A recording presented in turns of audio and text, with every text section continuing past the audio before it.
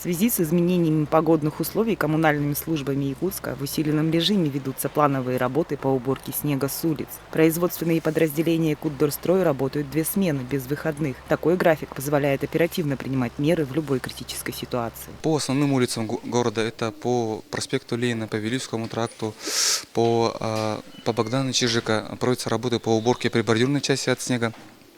Также по основным улицам, это по проспекту Ленина, по Ярославского, по Дзержинского, по Вилюйскому тракту, по Кровскому и остальным улицам у нас ведется работа по грейдированию, по подсыпке песком.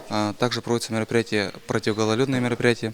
Это подсыпаются песком у нас автобусные карманы, пешеходные переходы. Помимо этого, работа ведется в управах дворниками по отсыпке песком, по уборке от снега. Для информирования населения города на сайте окружной администрации ежедневно размещается график работ по уборке уличной дорожной сети, тротуаров, площадей, автобусных остановок и других элементов благоустройства. В графике указывается список улиц и время производства работ. По итогам производимых службой работ горожане могут направлять свои замечания или предложения в адрес окружной администрации.